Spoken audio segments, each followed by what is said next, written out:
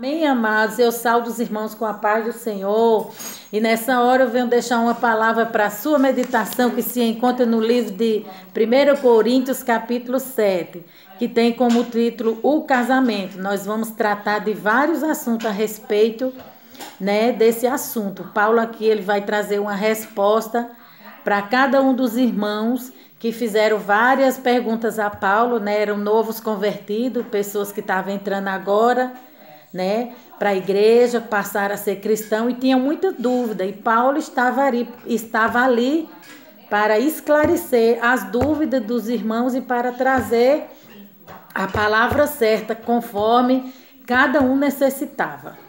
Coríntios 7. Ora, quantas coisas que me escreveste, bom seria que o homem não tocasse em mulher.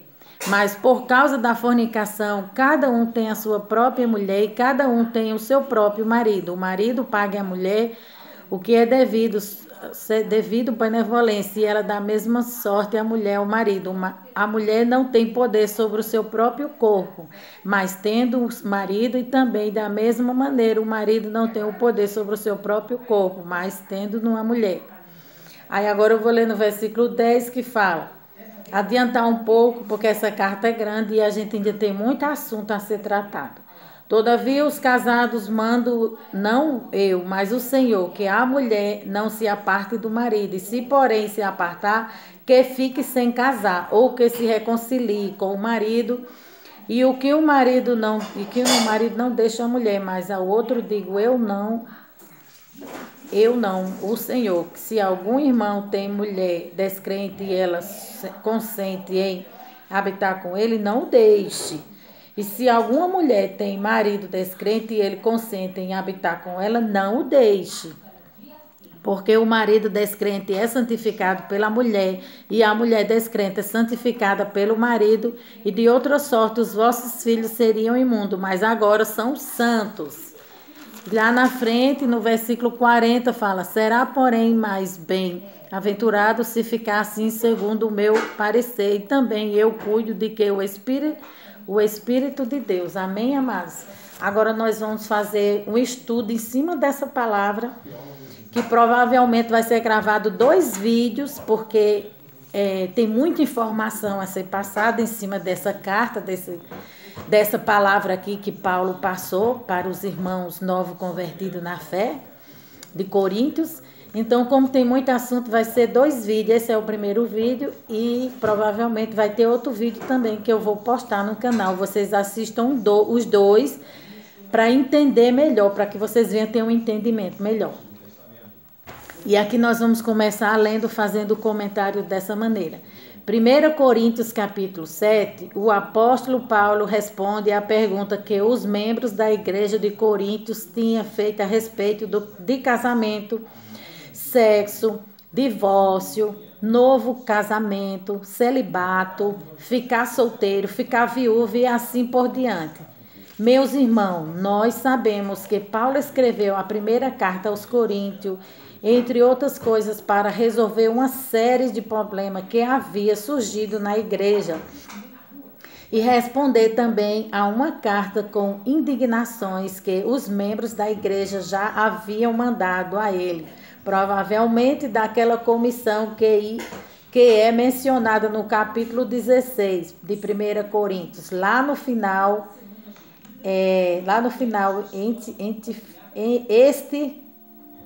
esse fortúnio arcaico, 3 Coríntios, que vieram até Éfeso, onde Paulo estava trazendo uma oferta da igreja de Coríntios para ajudar no ministério de Paulo, né? E também uma lista de perguntas que os coríntios tinham para o apóstolo Paulo. Eles trouxeram uma oferta para Paulo, né? O pessoal de Coríntios, mas também junto com essas ofertas, né? As ofertas foram para ajudar a obra e para ajudar o ministério de Paulo. Porém, junto com essas ofertas, eles trouxeram uma lista de perguntas que só o apóstolo Paulo poderia responder com sabedoria, com entendimento do Espírito Santo, porque ele era um homem de Deus, né? E era o homem que está à frente daquele trabalho, daquela igreja.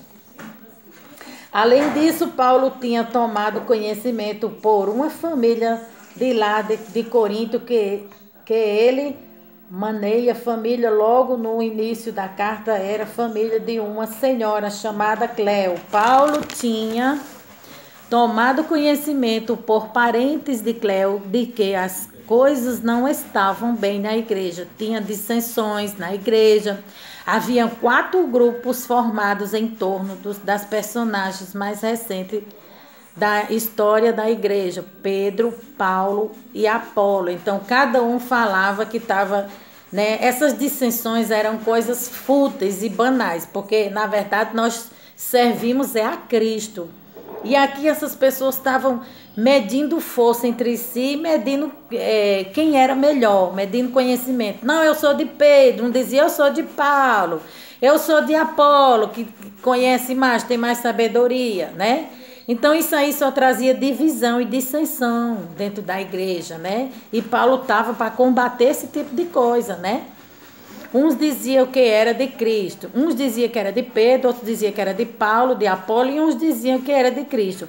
Havia dissensões em torno da liberdade cristã, o quanto era possível participar da carne, sacrificado a ídolo ou não, questões sobre havia problema de imoralidade, falta de disciplina na igreja, e os irmãos tá processando um ao outro por conta de propriedade e bens. O culto era uma bagunça na época, né? Bagunça. O exercício dos dons espirituais estavam fora de ordem. Havia um grupo que não acreditava na ressurreição dos mortos, e havia uma grande discussão sobre essa questão do casamento e o que era mais espiritual, ficar solteiro, ou o que era mais espiritual, ficar solteiro, né? Ele está fazendo uma pergunta. Ou ficar, o que era mais espiritual, ficar casado ou ficar solteiro. Ficar solteiro ou ficar casado, ou se casar. E questões relacionadas com isso. Então, esse ponto era uma das perguntas que vinham relacionadas naquela lista, na carta que os Coríntios enviou ao apóstolo Paulo. Como eu disse, provavelmente através daquela comissão mencionada lá no final do capítulo 16. Paulo, então, emprega o capítulo 7 para responder essas questões antes de nós entrarmos na exposição que foi lida. É bom lembrar que o contexto em que essas perguntas foram feitas, porque senão nós não vamos entender direito o que Paulo está dizendo aqui, porque ele parece contradizer algumas coisas que são ditas em outras partes da Bíblia.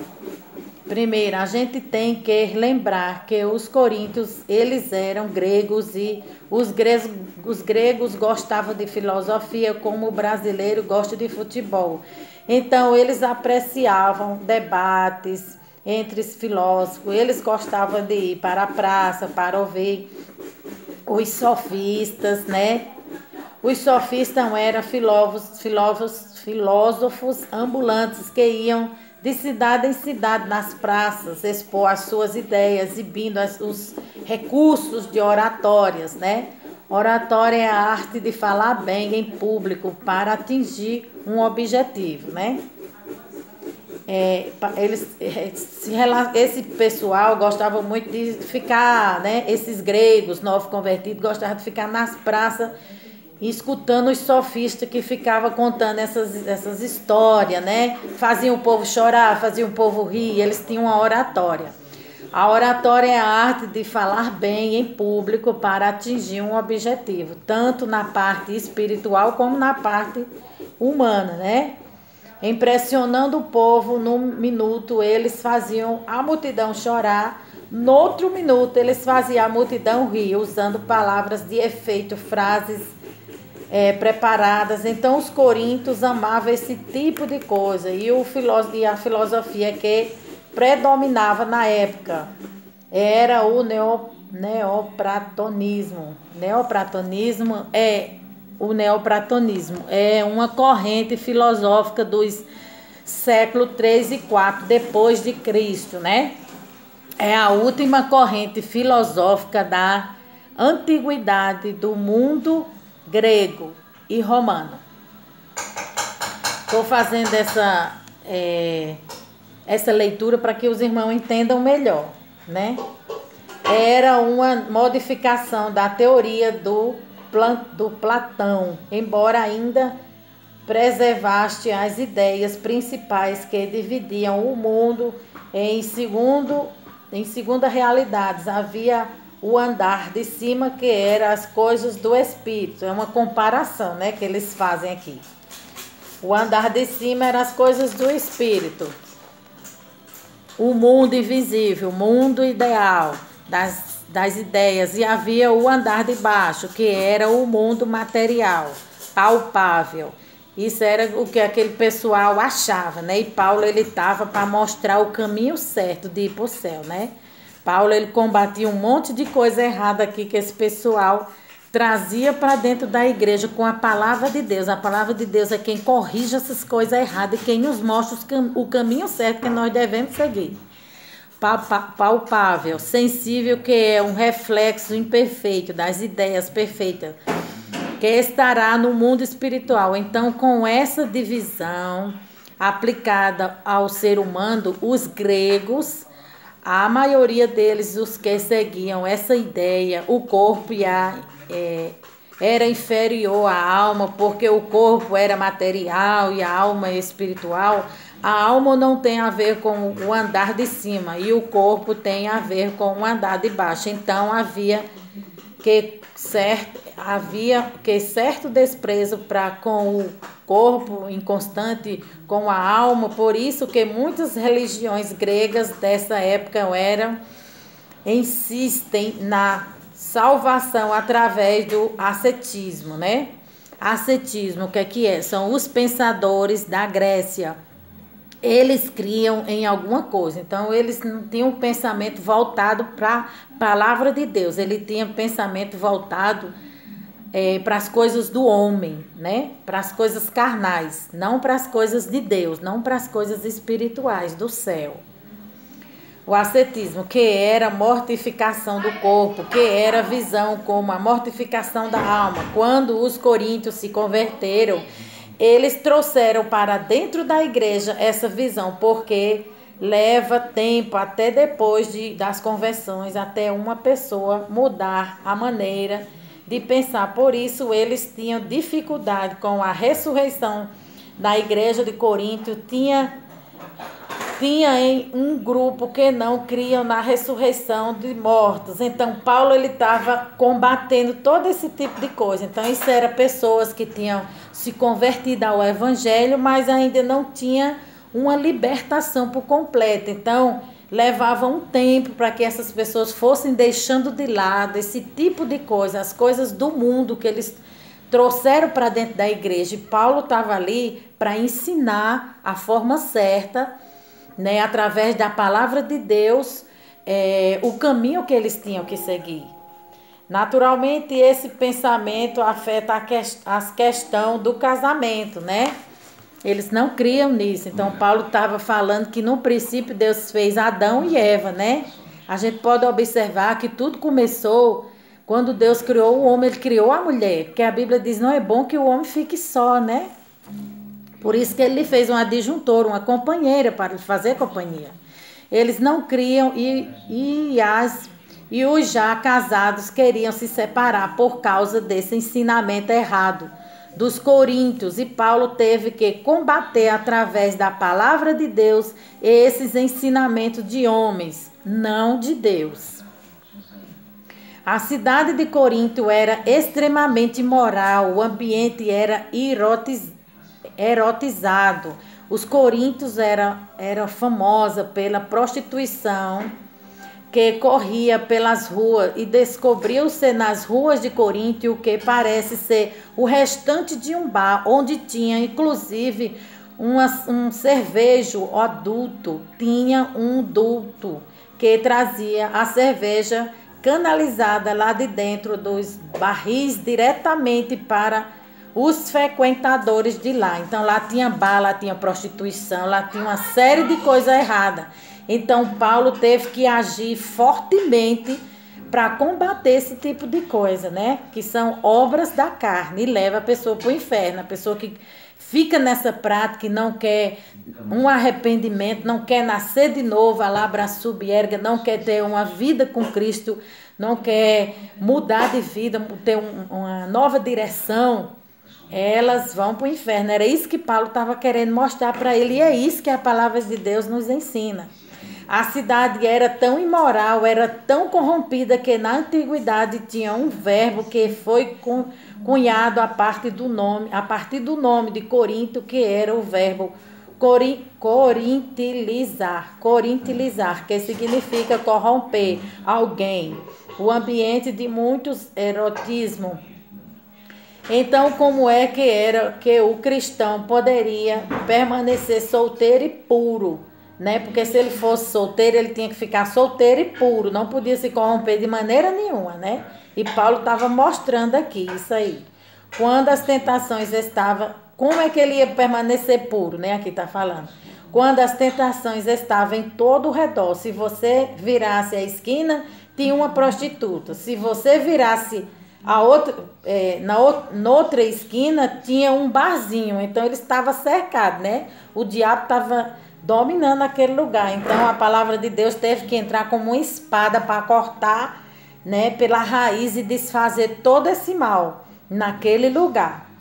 Paulo responde perguntas daquele irmão dizendo, Gênesis 2:18, né? Então essa palavra do holismo grego é mortificar seu corpo, voltando para o gnosticismo. Ele achava que tinha fé em fazer o seu corpo sofrer. Eles achavam, o dualismo grego, esse povo, achava que tinha que fazer seu corpo sofrer, perecer, né? Para se purificar e agradar a Deus. E Paulo estava mostrando que o nosso corpo é templo do Espírito Santo. Nós temos que cuidar dele bem. Aí aqui, Gênesis 2:18. Não é bom que o homem esteja só, né? A palavra de Deus está falando. Não é bom que o homem esteja só. E em Hebreus 13:4 fala digno de honra é o casamento e o leito sem mácula. Será que esse texto é apenas uma opinião de Paulo ou é um texto inspirado pelo Espírito Santo, né? Aqui o escritor está fazendo uma pergunta. Claro que é inspirado pelo Espírito Santo, porque toda a Bíblia ela foi inspirada pelo Espírito Santo, porque jamais a gente teria condição de escrever palavras profundas e que tem a condição de mudar a vida do ser humano, né? Só a palavra de Deus que tem condição de transformar o velho homem no novo homem, numa nova criatura, lá Braçubiega. Inspirada pelo Espírito Santo, com autoridade apostólica. E é o que está acontecendo aqui. Os liberais exporam o capítulo para dizer que esse texto não recebe o carimbo, a disciplina da inspiração divina. Seja que isso Paulo está dizendo aqui, se vocês perceberem, meus irmãos, a chave da hermenêutica, a palavra hermenêutica significa a ciência que estabelece os princípios, leis, métodos de interpretação bíblicas, né? É o que o escritor quer falar. Vocês perceberam, meus irmãos, que é a chave hermenêutica, né, que está interpretando a Bíblia. Para entenderem esse profundo dilema, Paulo tinha que lidar com algumas perguntas que Jesus não tinha respondido.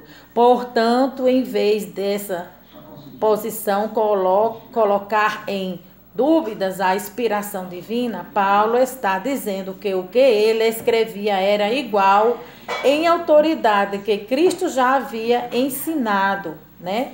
Cristo já tinha otorgado, já tinha passado a sabedoria e o conhecimento para eles, escrever as cartas paulinas, escrever tudo que ele escreveu, que ele deixou, né, para nós desfrutarmos nos dias atuais. Paulo dirige agora esse capítulo para 3 grupos diferentes, né? Cristãos casados com cristãos, cristãos casados com cristãos. Ele vai dar um ensinamento para essa turma, né? Para que eles não fiquem com dúvida, não fiquem embaraçados com nada que esse povo estava trazendo para a igreja, né? Cristãos casados com cristãos, cristãos casados com não cristãos, que a Bíblia diz que nós temos que permanecer, orar por ele, que ele vai ser salvo, vai ser alcançado através das nossas orações, também vão ser santificados através de nós, né? Aqueles que é casado com não cristão, fique orando, fique na posição. Cristão não casados, né? Então aqui Paulo vai dar uma instrução. Cristão casado com cristão. Paulo começa a enfrentar na igreja 2 extremos, a igreja de Corinto e a igreja de extremo. O desde do legalismo, né? Legalismo, o que é legalismo? É o oposto à graça. Eles acham que merece, né? É isso que Paulo está falando. Legalismo. A licenciosidade. Licenciosidade é indisciplinado, independência. E surgem dentro da igreja 2 grupos extremos. O primeiro grupo era aquele que defendia a tese do sexo. É pecado mesmo no casamento? E esse grupo defendia que o celibato é a pessoa ficar só, né? Não ter ninguém, mas para isso acontecer, Deus tem que ter um propósito e um chamado na vida da pessoa. Paulo era assim, né? Segundo alguns estudiosos, diz que Paulo, ele era eunuco. A palavra eunuco e celibato são bem parecidos, que a labra subierga são pessoas que Deus escolheu para ficar só. Jeremias é um, Paulo é outro, e uma série de pessoas que são assim, mas não é todo, não é geral, são algumas pessoas que Deus escolheu para isso, né? O Espírito Santo vai mostrar para essas pessoas, né? O Espírito Santo vai te mostrar se realmente você tem esse chamado na tua vida. Você que é jovem, você que é solteiro. O celibato é o estado moralmente superior ou o casamento? É a grande pergunta que eles levantam para Paulo. Se o celibato é um estado superior, moralmente, falando em relação ao casamento. Então, começaram a apresentar várias questões, né?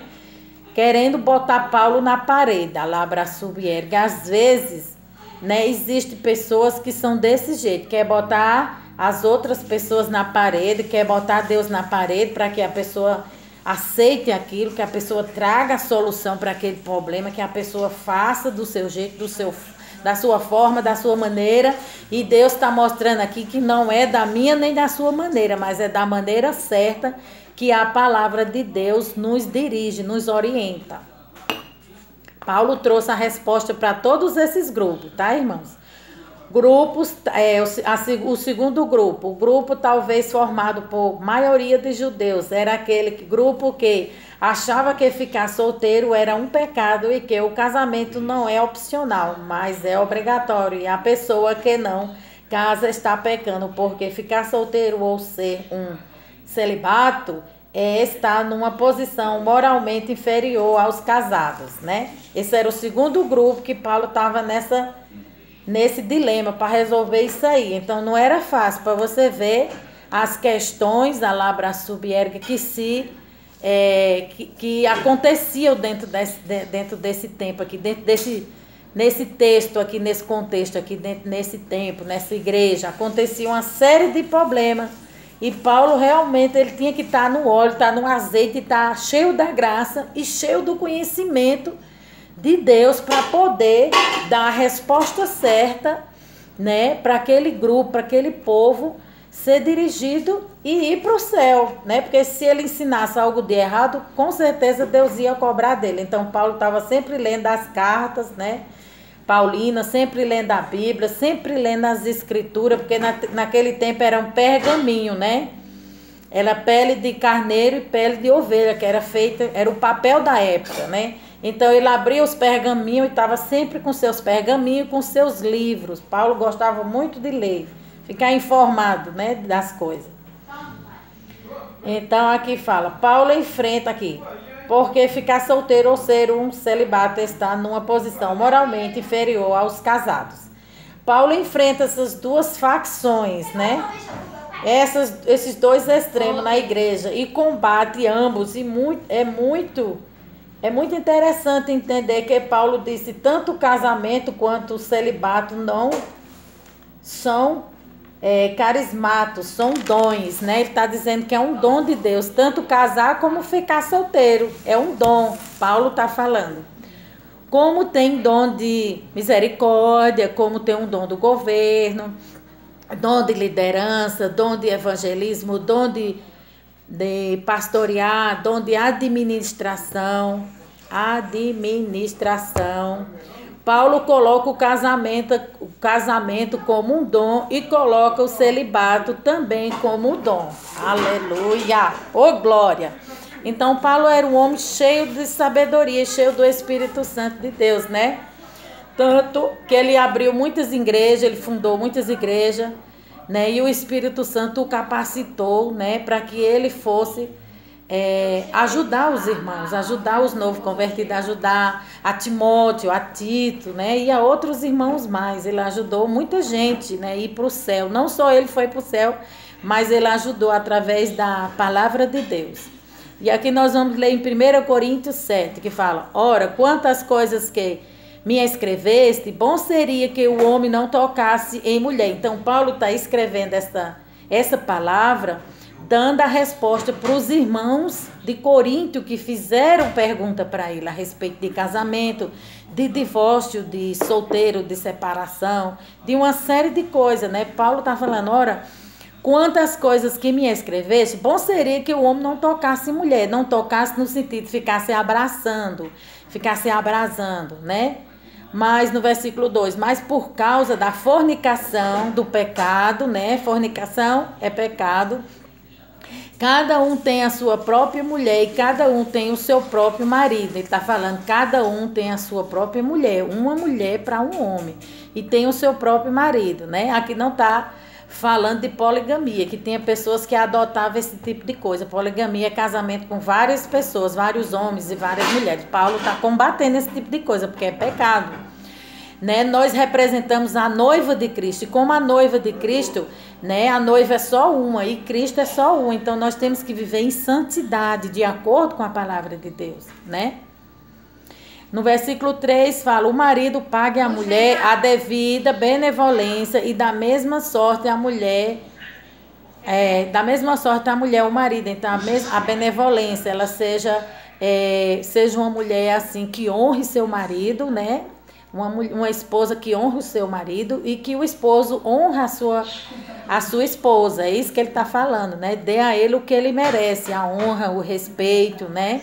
É isso que nós temos que fazer para com o nosso cônjuge, tratar bem, né? E aqui no versículo 4 fala, a mulher não tem poder sobre o seu próprio corpo, mas tendo o marido, e também da mesma maneira o marido não tem poder sobre o seu próprio corpo, mas tendo uma mulher. Está falando sobre relacionamento entre um homem e uma mulher. Quando o homem e a mulher quiser se relacionar, ambos têm que conversar, tem que ter um acordo, conversar, meu amor, hoje eu quero, né? Quero namorar com você. Então o marido tem que aceitar. Da mesma forma a esposa tem que aceitar. Não deve virar as costas, não deve fazer chantagem, porque tudo isso é pecado. Nega sexo, alabra subierga. Nega sexo, negar ter relação com a esposa quando o marido quiser ter relação. É pecado, né? Só se ela tiver naqueles dias de TPM ou se ela tiver num propósito. Mas mesmo assim, para ela fazer esse propósito, ela tem que conversar com seu esposo. Ó, amor, vou fazer um propósito de poucos dias e você me libere. Aí sim, tem que ter um acordo, uma conversa, um diálogo, né? Tem que ter união em tudo. No versículo 5 fala, não vos priveis um do outro, senão por consentimento mútuo, por algum tempo para aplicar o jejum e a oração. E depois, ajunte-vos outra vez para que Satanás não vos tente pela vossa intemperância. É o que eu falei. Vamos fazer um propósito de oração, de jejum, converse com o seu cônjuge. Entre acordo, um determinado tempo, não muito tempo, para que Satanás não entre e destrua o seu casamento, sua vida. Pouco tempo, Paulo está falando, 3 dias, 4 dias, pouco tempo. No versículo 6 fala, digo, porém, isto como que por permissão e não por mandamento. Então, Paulo está falando dessa maneira, digo, porém, isto que como por permissão, né? Faça as coisas por permissão, por amor, por graça, né?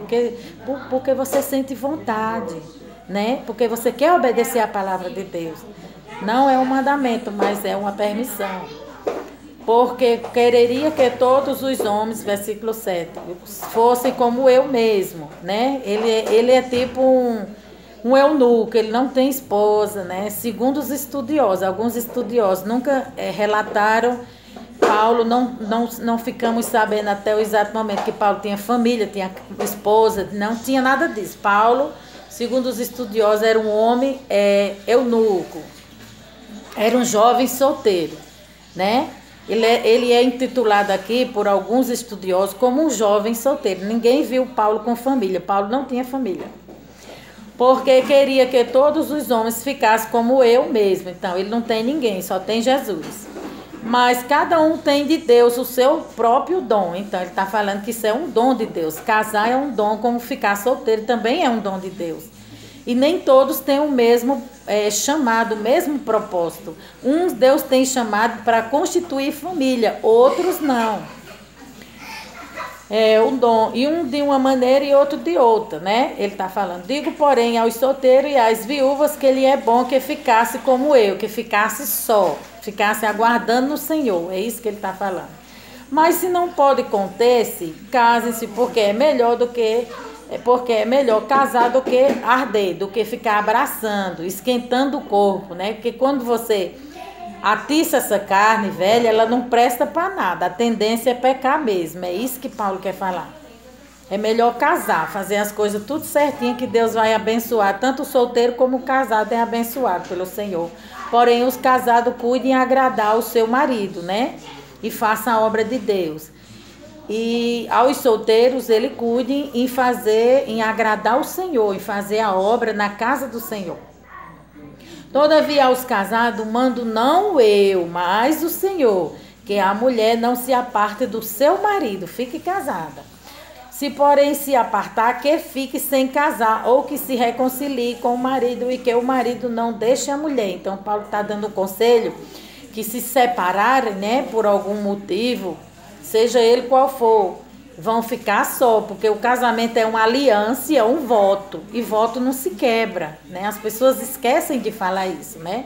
Tem um evangelho que está sendo pregado aí de porta larga, e é esse evangelho aí que Paulo está combatendo aqui, na palavra de Deus, em Coríntios 7. Então, Paulo está falando que quem for casado, fique casado, e se separar, não case não, fique solteiro. Porém, Deus deu carta de divórcio lá no Velho Testamento, no livro de Moisés, por causa da dureza de coração. Mas Deus abomina o divórcio, né?